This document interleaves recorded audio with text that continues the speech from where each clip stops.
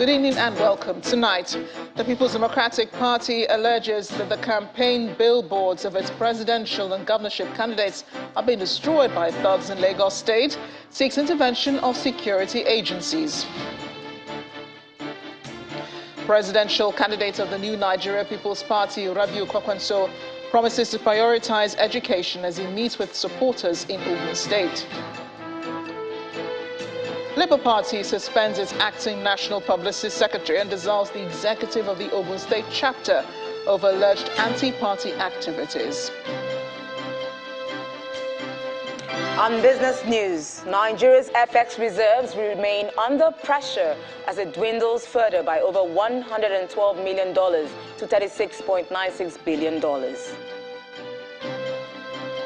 On sports news, Croatia stunned tournament favorites Brazil on penalties to reach semi-finals of the 2022 FIFA World Cup in Qatar. And in international news from London, 10 months after she left the US to play basketball in Russia, Brittany Griner has landed in her home state of Texas. We begin tonight with the alarm raised by the Presidential Campaign Council of the People's Democratic Party, alleging that the party's campaign billboards of its presidential and governorship candidates have been destroyed by thugs in Lagos State. The Director of Strategic Communications, PDP Presidential Campaign Council, Mr. Dele Momodu, told journalists in Abuja that it is practically impossible for its candidates to install billboards and campaign posters in all states under the control of the ruling All Progressives Congress. The party is asking that security agencies live up to their responsibility in this regard.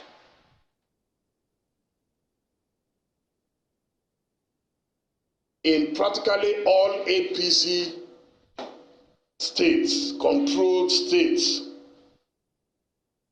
it's been virtually impossible for us to erect our billboards, to paste our posters, to use government-controlled radio stations, especially in Lagos. We wish to appeal through you to the federal government, since they control the APC, that this is not what democracy is all about. I was one of those who fought and suffered for this democracy. We never envisaged that in a civilian regime, we are going to have this kind of harassment, whereby we cannot practice democracy as it should be done. In 2014, 2015, I was one of those who supported Buhari, and there was never a time that PDP disturbed us, because if they disturbed us, maybe there would have been no Buhari. So we are hoping that Mr. President would help us speak to the security agencies to protect the lives of our people, to protect our properties wherever they are on the soil of Nigeria, because we are all Nigerians. Speaking of Nigerians, no Nigerian will be deprived of education as a result of his or her socio-economic status. The promise coming from the presidential candidate of the new Nigeria People's Party, Rabiu Kwakwanso, who says his administration will place priority on educational development if elected president next year. He made the promise in Abeokuta, the Ogun State capital, while addressing party supporters during his visits to the state office of the party in the state capital. He also asked supporters to go all out and work for the success of the party at all levels in the general elections. For the young men and women who are here, I want to advise you to make sure that you read our blueprint. Our blueprint has taken care of all the people of this country, especially the young men and women who are aspiring to go to various schools, who are aspiring to get a job, and so on and so forth. Nobody will be denied education at all levels because of his social status. Nobody will pay for JAM, nobody will pay for WAEC, nobody will pay for any form in this country. It is going to be free of charge. All those who have sat and passed JAM examination is not going to be for only 1 year. Now it will be for 4 good years. And I want to remind you that in our blueprint, we made it very clear that we are going to recruit about 1 million members of the armed forces to take care of the security of this country. So also the police force and other security agencies. Staying in Ogun State, the state chapter of the People's Democratic Party has flagged off its governorship campaign and inaugurated a 45-member presidential campaign council. At an event held at the Ake Palace Pavilion in Abeokuta, the state capital, the governorship candidate of the party, Ladi Adebutu, appealed for unity of purpose and commitment to ensure a resounding success for the party in 2023. He, however, commended the judiciary for its prompt response in the wake of the litigations following the recent leadership crisis that rocked the party in the state. Large crowd of supporters from the 24 local government areas of Ogun State converge on the Ake Palace Pavilion in Abeokuta, the state capital, for the official flag-off of the People's Democratic Party governorship campaign ahead of next year's election.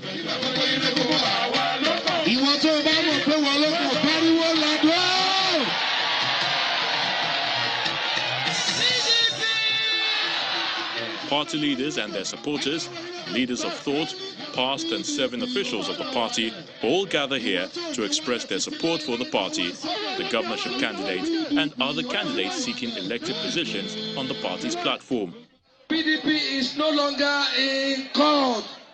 The issue of candidacy in PDP has been resolved, and the gubernatorial candidate of People's Democratic Party is no any other person than Honorable Oladipupo Olatunde Adebutu. By the grace of God, we are from today planning to take over the reign of power in Ogun State once again, and that will be to the glory of God. The factional leader of the party, who has rejoined, asks members to forget the past and embrace so as to get back to winning ways. 2 things are responsible for good governance: good candidate, good platform. Adebutu and our candidates are wonderful candidates. We are backing them with wonderful platform.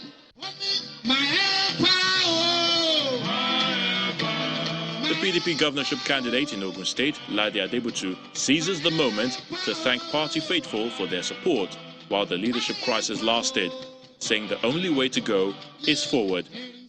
The 7 focal areas of our desired government that will provide relief are improved security, law and order, through local government autonomy, public service reforms and workers' relief, urban regional development, physical planning and transportation, rural and border communities development, agricultural and economic development, development of women, youth and sports, enhancement of education, health and other social services.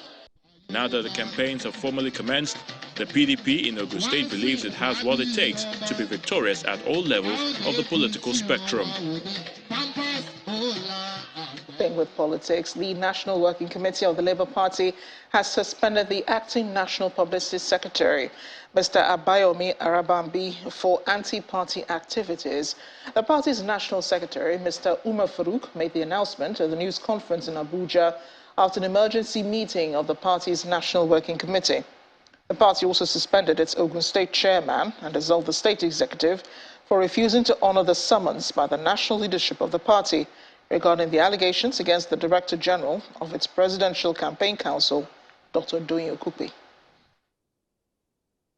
The acting National Publicity Secretary, Abayomi Arabambe, was relieved of his acting appointment by the NWC. A disciplinary committee has been constituted to investigate his activities, anti-party's activities, as a member of the party. The Ogun State chapter of the party has been dissolved. The chairman and his exco had been suspended, and a caretaker committee will be appointed to take charge of the activities of the party in the state. A disciplinary committee has also been set up to investigate the actions of the activities of the Ogun State chapter of the Labour Party. The National Working Committee have unanimously passed a vote of confidence on the leadership of the national chairman, Dr. Barrister Julius Abure. And we call on party members to be loyal and obedient, and also be well disciplined and follow the constitutional provision of the party in the discharge of their duty. Ahead of next year's elections, the All Progressives Grand Alliance governorship candidates in Ebonyi State, Professor Bernard Odo and his campaign team, have been visiting some steel manufacturing companies in Lagos. Speaking after a tour of the two companies, Professor Odo said his drive for industrialization is to transform the economy of Ebonyi State and to provide jobs for the teeming number of unemployed youth if elected governor. It's an electioneering season, and that's what has drawn the All Progressive Grand Alliance governorship candidates in Ebonyi State, Professor Bernard Odo, to Lagos State. He's campaigning in a new way by seeking partnership with two steel companies. First on the list is Top Steel Nigeria Limited in the Ikorodu area of Lagos, where he meets the management and tours the steel rolling mill, which produces iron rods for the construction industry. When the tour is over, Professor Odo seeks the support of the company to establish a similar factory in Ebonyi State if he makes it to the government house come 2023. He believes the state, which ranks third on the poverty index, can be transformed with the presence of industries. We need private sector participation in our local economy.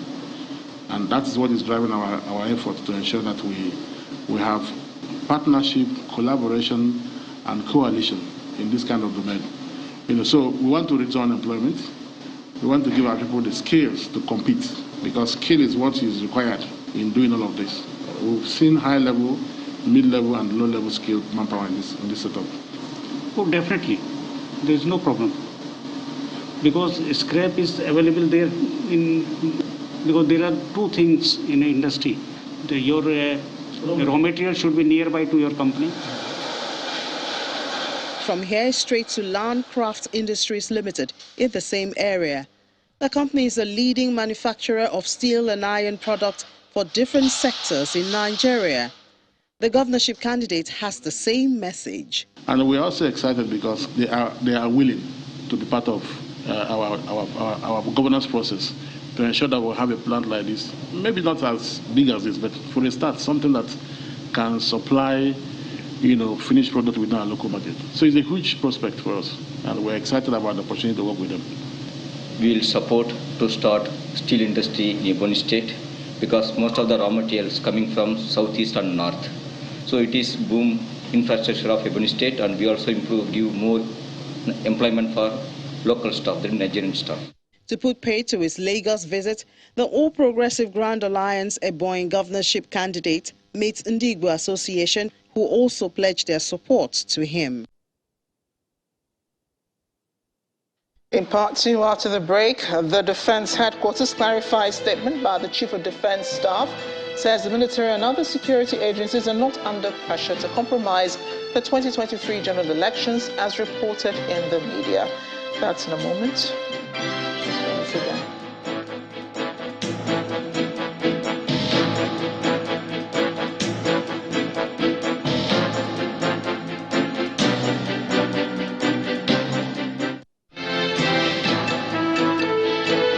Welcome back. If you just joined us to watching the news at 10 live on Channels Television Lagos, here's a reminder of our top stories. The People's Democratic Party alleges that the campaign of its presidential and governorship candidates are being destroyed by thugs in Lagos State seek intervention of security agencies. Presidential candidate of the new Nigeria People's Party, Rabiu Kwakwanso, promises to prioritize education as he meets with supporters in Ogun State. Labour Party suspends its acting National Publicity Secretary and dissolves the executive of the Ogun State chapter after over-alleged anti-party activities.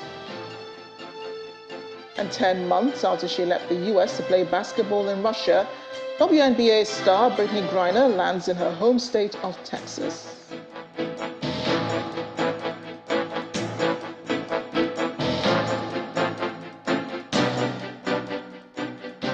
The Supreme Court has affirmed the governor of Ebonyi State, David Umahi, as the authentic candidate of the All Progressives Congress South Senatorial District. In a unanimous judgment delivered today, a 5-member panel of the Apex Court, led by Kudirat Kekereekun, dismissed the appeal filed by Anne Agom Eze, an aspirant for the senatorial seat. Agom Eze had challenged Umahi's election as the APC candidate for the senatorial district. On July 22nd, the Federal High Court in Abakaliki dismissed a suit filed by Umahi asking the court to recognize him as the APC candidate for the senatorial district. The court subsequently ordered that a fresh primary be conducted within 14 days, and Governor Umahi was declared winner. On September 30, the Court of Appeal in Abuja set aside the High Court judgment which voided Umahi's nomination. Consequently, Agomeze filed an appeal before the Supreme Court, and the Apex Court in its decision held that the appeal lacked merit and ought to be dismissed. Meanwhile, the Defense Headquarters says the military and other security agencies are not under pressure from desperate politicians to compromise the 2023 general elections. During a briefing at the State House on Thursday, the Chief of Defense Staff, General Lucky Rebel, had said that the military, as well as other security agencies, get pressured from various quarters with financial inducements, but maintained that the military adhere to its code at all times. In a statement today, the Director of Defense Information, Major General Jimmy Akpo, debunked the reports that the military is pressured to compromise next year's elections, describing it as erroneous. It adds that the Armed Forces of Nigeria stands ready to aid civil authority in ensuring free and fair 2023 elections, and maintains that ongoing military operations across the country are aimed at creating an enabling environment for electioneering campaigns to hold. Over 50 cases of attacks on campaign rallies have been recorded across 40 local government areas in the country, despite the signing of the peace accord by political parties. That's according to the pre-election assessment mission of the International Republican Institute and the National Democratic Institute, the NDI. They're urging political parties and their candidates to adhere to the peace accord facilitated by the National Peace Committee by desisting from violence and attacking their opponents. They were speaking at a news conference in Abuja. In addition to attacks by various violent armed groups, election-related violence in Nigeria has increased significantly over the past year. In 2022, the country experienced more than twice the level of election violence experienced during the same period prior to the 2019 elections. Despite most presidential candidates signing the first peace accord facilitated by the National Peace Committee on September 29, 2022, since then, there have been at least 50 reported incidents of electoral violence occurring across 40 local government areas in 24 states. Attacks on INEC offices occurred in at least 4 states since the signing of the peace pledge, including an attack on an INEC office in Imo during the delegation's presence in the country. While INEC indicated that materials destroyed in these recent attacks could be replaced, they noted that it would be much more difficult to replace materials if such attacks continue nearer to Election Day. Many incidents of election violence witnessed since the signing of the peace accord were egregious public displays of partisan violence carried out by supporters and operatives of major political parties. The delegation heard widespread concern about the potential for strategic violence to be employed on Election Day to suppress the vote in strongholds of opposing parties. More on politics as parties explore ways to ensure that they emerge victorious in next year's general elections One of the strategies many fear some politicians may resort to is vote buying. But the Economic and Financial Crimes Commission is vowing to check this. The EFCC says it has recovered millions of monies used to influence the 2015 presidential elections, and the politicians involved are undergoing prosecution. The anti-corruption body admits that a lot still needs to be done to check the use of illicit funds by politicians for election purposes. This is coming from the EFCC's Director of Operations, Mr. Abdul Karim Chukwu, who represented the chairman of the commission at an event marking the International Anti-Corruption Day in Abuja. PDP 1999. 9th December every year has been set aside to celebrate the International Anti-Corruption Day since the passage of the United Nations Convention Against Corruption on October 31st, 2003, to raise public awareness for anti-corruption. This year's celebration seeks to highlight the crucial link between anti-corruption, peace, security, and development. Relevant stakeholders have gathered here to discuss and prefer solutions to this menace that drives organized crime and undermines national development. According to the 2021 Corruption Perception Index by Transparency International, Nigeria ranks as the 154th least corrupt nation out of 180 countries and scored 24 points out of 100. Please join us and welcome here, Barrister. On the flip side, Nigeria is impressing in the area of asset recovery, which government says it is deploying for building infrastructure. Nigeria has excelled, that is the second finding, and continues to excel in particular as concerns the implementation of Chapter 5 on asset recovery, and therefore her unchallenged status as a world champion on asset recovery, recovering more assets from abroad than any other country. Through the efforts of various anti-corruption and law enforcement agencies, substantial recoveries running into billions of naira in various billions of naira, dollars, euros, among other currencies, have been recovered and plowed into funding critical infrastructure projects. As the nation approaches the 2023 general elections, attentions here shift to the impact of corruption on the exercise, and the Economic and Financial Crimes Commission is promising to counter any form of vote buying and selling during the polls. The EFCC assures all Nigerians that it will do all within its powers, working with relevant stakeholders, particularly INEC, and law enforcement agencies to discourage voters buying or voters inducement. A lot of work has to be done and is still being done to check the use of illicit funds for election purposes. The resolution here is that the fight against corruption is a collective effort, and every Nigerian should make an effort to counter its influence because of the impact on national development. Threats to life, personal liberty, and shrinking civic space have been listed as the leading areas of concern as the Policy and Legal Advocacy Center, PLAC, released its 2022 Nigeria's Human Rights Report in Abuja today. And that report, which is part of the activities marking this year's World Human Rights Day, claims that Nigeria is drifting off course in terms of respect for international treaties and constitutional provisions for fundamental human rights. The 56-page report also lists the lack of access to fair hearings and disrespect for court orders as some of the violations citizens have continued to contend with. Smiling like we report that Nigeria's human rights situation is worsening. The report for 2022 is that we are seeing deteriorating human rights conditions in Nigeria. And we have issued this report on the occasion of World Human Rights Day. And as the world marks December 10 as Human Rights Day, our annual report is indicating that Nigeria is off course and drifting away from its international treaty obligations and responsibilities, as well as the provisions of human rights enshrined in the Constitution.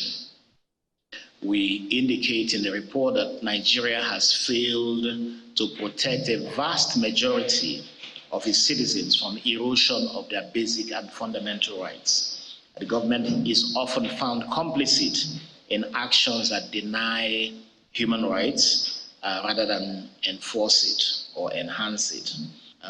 What we are seeing in some aspects is akin to what we have seen in military dictatorships in this country, that this country thought that we have overcome. We have seen the impunity with which government officials refuse to obey court orders, refuse to even be held in contempt where they fail to obey court orders, and the powers of the courts, the respect for the courts is being desecrated.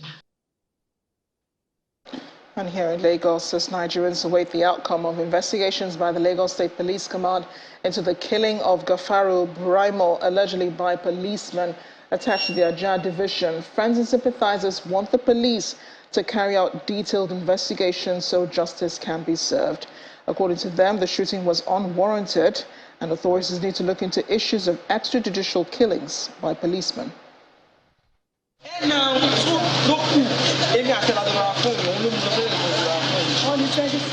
The news of the death of 31-year-old Gafaru Buraimo, who was killed by a member of a police team attached to the Ajah Divisional Police Headquarters in Lagos, seemed strange to many residents of Happy Land Estate, Ajah, as they gather in groups to discuss the pathetic incident.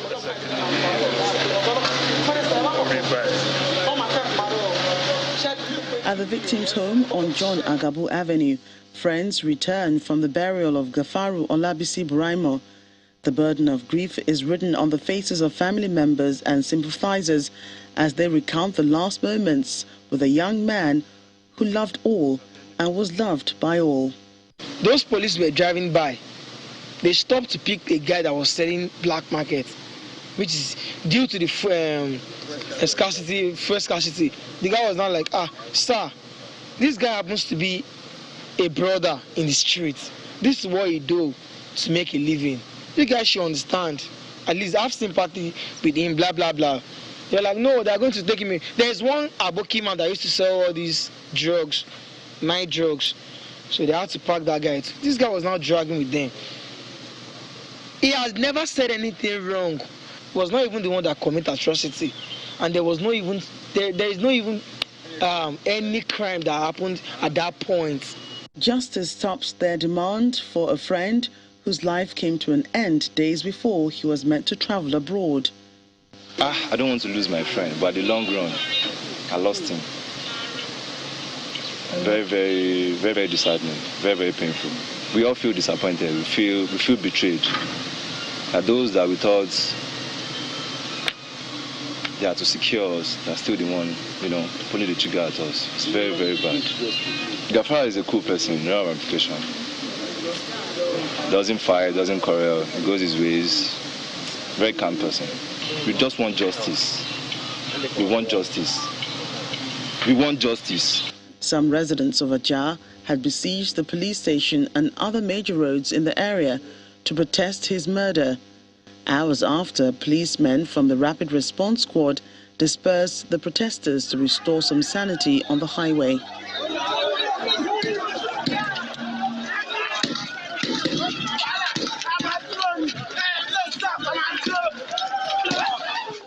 The Lagos State Police Command released a statement on the incident through its spokesperson, Benjamin Hundeyin, assuring residents that investigations have begun with the arrest of erring personnel. Nevertheless, this detachment of police officers is still keeping an eye on things within the axis to maintain law and order. Very sad indeed. Still ahead on the news at 10, Nigeria's forex reserves remain under pressure as it dwindles further by over $112 million to $36.96 billion. We'll have more in business news. Do join us again. Welcome back. The Independent Corrupt Practices and Other Related Offences Commission has released music artist Daniel Oladapo, popularly known as D'banj, after 72 hours in detention over alleged 900 million naira N-Power funds fraud. According to his lawyer, Mr. Oladapo was released on self-recognition after the agency could not find anything incriminating on him. Mr. Pelumi Olajegbeshi says the detention of Dibanj is an injustice given that the ICPC found nothing incriminating traced to him. He's calling on the Minister of Humanitarian Affairs, Disaster Management and Social Development, Sadia Farouk, to provide details of the government authority Dibanj allegedly collaborated with and provide the accounts and N-Power funds allegedly traced to his account. To some cheery news, 14 media icons and seasoned journalists have been honored by the Nigerian Union of Journalists for their investment of energy, talent, and resources in the nation's media industry. The honor was bestowed on the media legends at the maiden edition of the NUJ Milestone Recognition of Media Icons ceremony in Lagos. Among the recipients of the awards are veteran journalist and former governor of Ogun State, Aremo Olusegun Oshoba, publisher of Vanguard newspapers, Prince Sam Amokakpenu, chairman of Channels Media Group, Dr. John Momo, as well as chairman emeritus of Dar Communications, Chief Raymond Dopesi. The others are the chairman of Blueprint newspapers, Muhammad Idris, and former NUJ chairman, Lagos chapter, Mrs. Funke Faduba, among others. For the first time since it was founded in the year 1955, the Nigerian Union of Journalists, NUJ, makes an unprecedented move to honor media icons and seasoned journalists who have shaped the Nigerian media landscape. The NUJ Milestone Recognition of Media Icons celebrates these distinguished professionals whose contributions to the development of journalism over the years inspire excellence and empower practitioners in the industry. It's a rare but special occasion that has brought together the creme de la creme of Nigeria's media.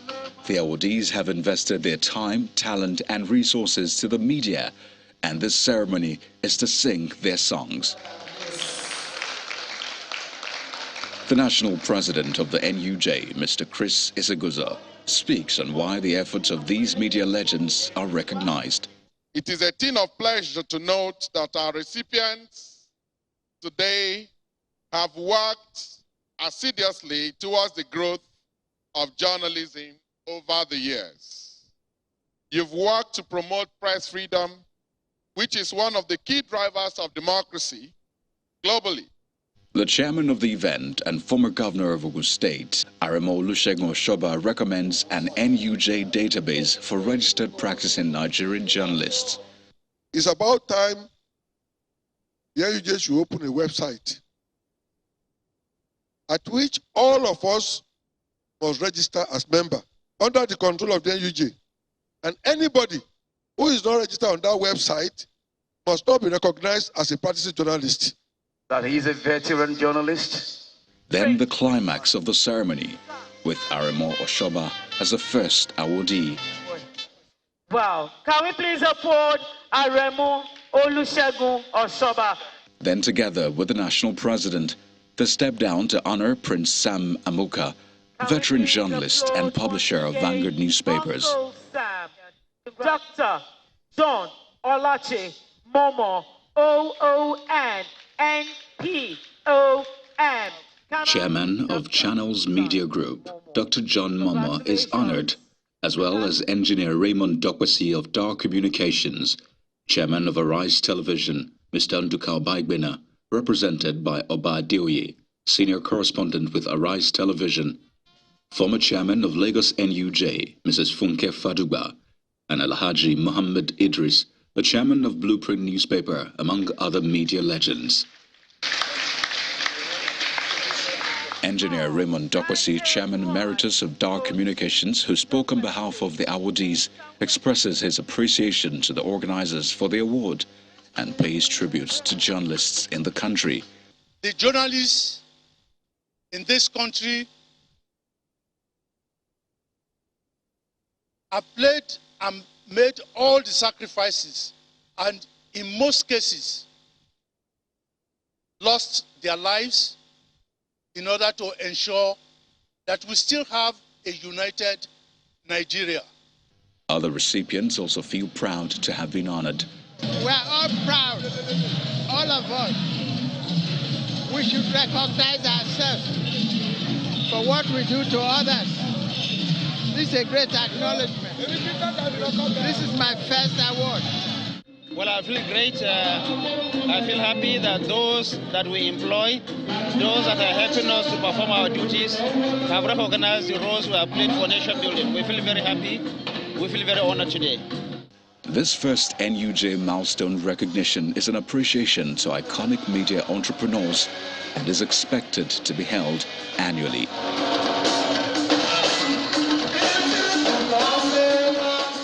Huge congratulations to all the media icons. Moving forward now, about 400 fellows of the Teach for Nigeria Education Initiative class of 2022 have been inducted into the Alumni Association of the program after their graduation. At a ceremony held at the Olusegun Obasanjo Presidential Library in Abeokuta, the Ogun State capital, the Chief Executive Officer of the initiative, Folawe Umikunle, stressed the need for education of the child, especially in the rural areas, to enable them fulfill their potentials. It's the graduation ceremony of the 2022 fellows of the Teach for Nigeria, an initiative designed to develop collective leaders to ensure all children have the opportunity to fulfill their potentials. You've devoted your time and talents. And after the completion of a 2-year teaching experience in different subjects in rural communities in Ogun and Lagos states, these graduates have taught, led, and impacted positively on the communities they served. Former President of Nigeria, Chief Olusegun Obasanjo, traditional rulers, management staff of Teach for Nigeria, and other guests are here present to witness the occasion. In a space of 2 years, you have left an indelible footprint in your placement communities. You have gone beyond your call of duty. You've challenged the status quo and worked in deep partnership with diverse local stakeholders to initiate and deploy solutions to learning barriers for children in underserved communities. You guys are what Nigeria has been waiting for. I know when I see reformers that are going to do great things, and many of them are doing great things already. Don't stop. Refuse to be deterred. Refuse to give up. Stay unstoppable. Former President of Nigeria, Chief Olusegun Obasanjo, thrilled the audience with his dance steps as he joins the children's dance troupe, however laments the growing population of out-of-school children in the country. In many respects, it's a tragedy. First, those 20 million cannot develop their innate capacity to the point that they can be fully useful to themselves, to their family, to their community, to the country, or indeed to the world into which they have been born. This graduate explains what the program means to her. I can't write my success story, I can't write my journey without having Teach for Nigeria in it, and I'm grateful for that, for this phase of my life that will stick with me forever. For their outstanding performances, determination and strong will, some of the fellows were rewarded for their efforts and contribution to the communities where they served. We'll head on to business news. Here's Will Ebonyi.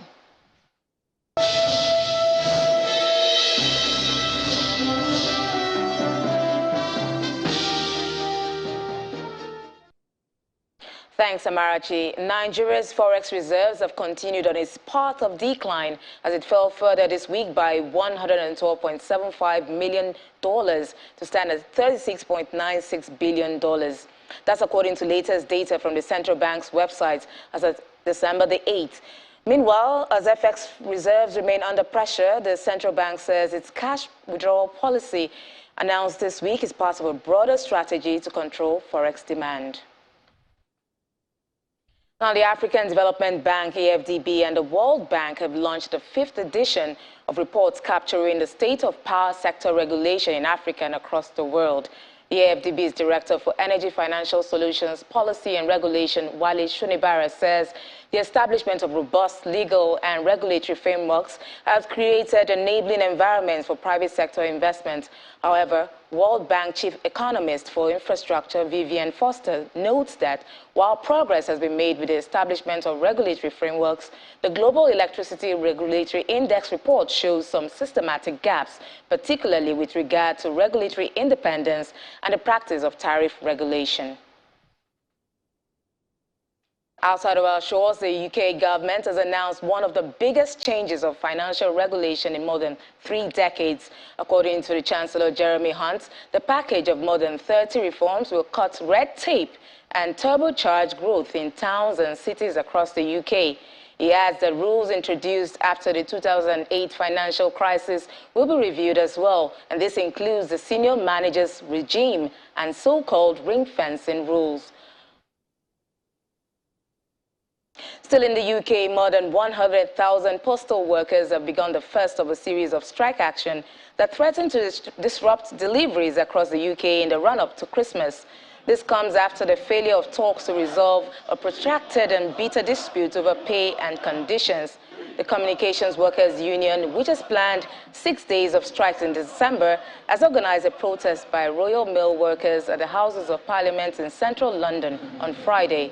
The union says at least 15,000 of its members will take part in the rally, the biggest ever demonstration held by postal workers. Now, the equities market made an impressive close to finish the final trading session of the week as the all-share index advanced by over 1%. Let's hear it from Eni John Mekwa.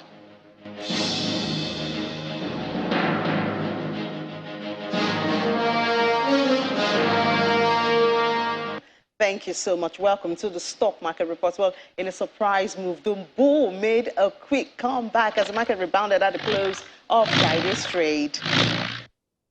And those we have to thank for this are the market movers. Bua Cement is topping that list today, closing at 91 naira 70 kobo after it gained 9.17%. That's 7 naira 70 kobo added to its share price at the close of trade. GTCO followed suit. It closed at 21 naira after it gained 10 kobo. That's about 0.48% added to its share price. So no wonder the all-share index ended in the green, and very well in the green, I might add, more than 1%. And the all-share is 48,881.93. Getting close to 50,000. We hope to see that very soon. Market cap 26.6 trillion naira. Doesn't seem to be moving away from that. But the flip side is the activity chart, all in the red, from the volume to the value and deals. Can you imagine? Deals is just about 2,400. This is not a very good side, but the good thing is that the market ended in the green, and we have a happy close for this week's trade. We hope it continues next week. That's the stock market report. I'm Eni John Mekwa. It's back to you.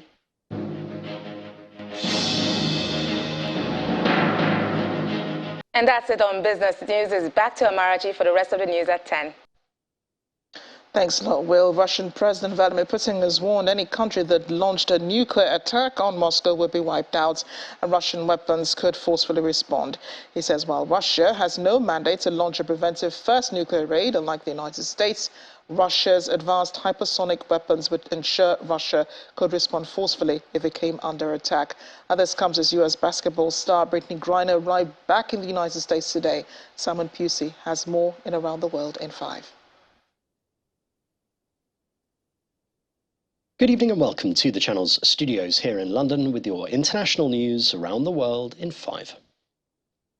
10 months after she left the US to play basketball in Russia, the star Brittany Griner has landed in her home state of Texas.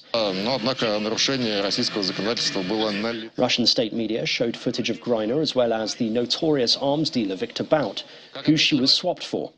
And here in the distance, footage of the 32-year-old getting off the plane.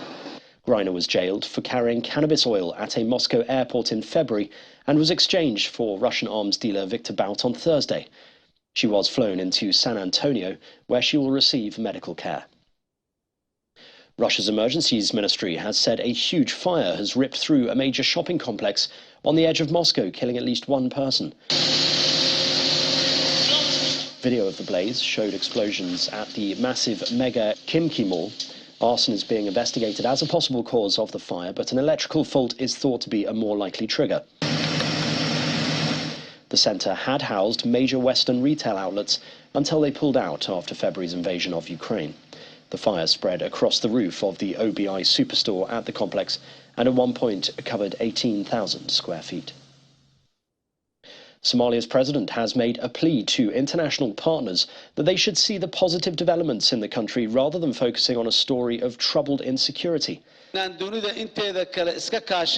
Writing in Britain's Guardian newspaper, President Hassan Sheikh Mohammed says that Somalia is not a single narrative of violence and state failure. He argues that while it still needs help in the security sector and also dealing with drought, the country is turning the corner. The Japanese billionaire Yusaku Maezawa has revealed that the K-pop star Top and DJ Steve Aoki will be among the 8 crew members he plans to take on a trip around the moon as soon as next year, hitching a ride on one of Elon Musk's SpaceX rockets. Maezawa bought every seat on the maiden lunar voyage, which has been in the works since 2018 and would follow his trip on a Soyuz spacecraft to the International Space Station for a 12-day stint last year. My soul is begging for this. It needs this. The mission aboard SpaceX's Starship vehicle is scheduled to take 8 days from launch to return to Earth, including 3 days circling the moon, coming within 200 kilometers from the lunar surface. Japan, Britain and Italy are merging their next-generation jet fighter projects in a groundbreaking partnership spanning Europe and Asia. That is Japan's first major industrial defense collaboration beyond the US since World War II. The deal, which was reported in July, aims to put an advanced frontline fighter into operation by 2035 by combining the British-led Future Combat Air System project, also known as Tempest, with Japan's FX program in a venture called the Global Combat Air Program.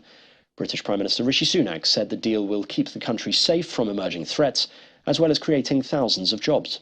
We're one of the few countries in the world that has the capability to build technologically advanced fighter aircraft. That's important because it means we can keep the country safe from the new threats we face. It also adds billions to our economy and supports tens of thousands of jobs across the country. But it's also good for our international reputation. And today's example, today we are partnering with Italy and Japan, 2 of our closest allies, to build this next generation of aircraft that's going to keep our country safe, and it's something that we can all be very proud of.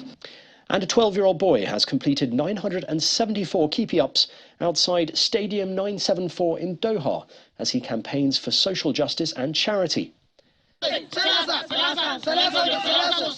Dagmawi Tewodros streams the feats on social media to help 10 charities with his efforts, including ones that treat children with cancer and heart conditions. Back in Ethiopia, he posts viral-style videos of his soccer skills to Instagram and TikTok, speaking out against racism and war. His ultimate dream is to win the Champions League with Liverpool, although he is also desperate to train with Dutch team Ajax. Hi, I'm Dagmay Tirus. I'm 12 years old, Ethiopian. I'm in front of 974 Stadium. I juggle 974 times and I'm going to raise money for the charity when I go back to my country, Ethiopia. Thanks. And that's your international news around the world in 5. Now back to the channel's studios in Lagos.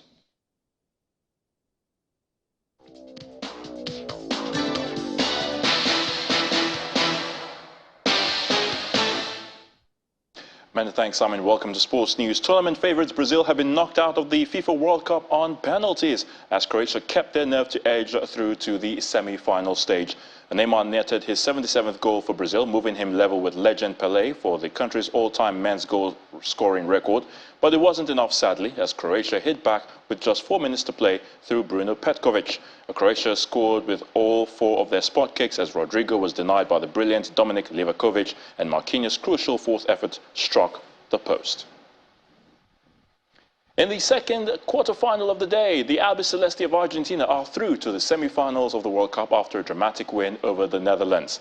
The Argentinians prevailed on penalties 4-3 after throwing away a 2-goal lead in regulation time. They will now face Croatia for a place in the final on December the 20th. England skipper Harry Kane says the Three Lions have been building belief over the years that they can finally win the FIFA World Cup. A young and inexperienced England side defied the odds in Russia, where they were eliminated after extra time by Croatia. Well, England reached the final of the Euros last year, where they lost to Italy on penalties.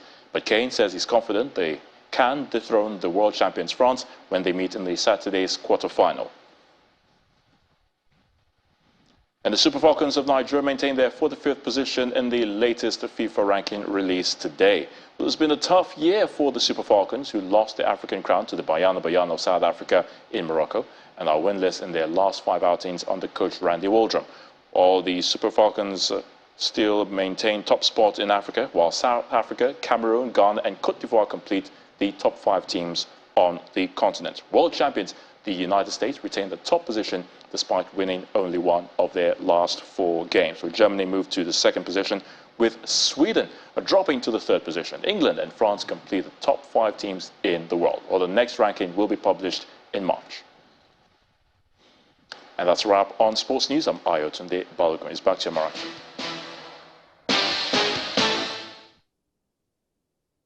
Thanks a lot, Ayotunde. And the main news again, the People's Democratic Party today alleged that the campaign billboards of its presidential and governorship candidates were being destroyed by thugs, especially in Lagos, just as it sought the intervention of security agencies to stop the act. That is the news at 10 tonight. Thanks for watching. I'm Amarachi Ubani. Good night and enjoy the weekend.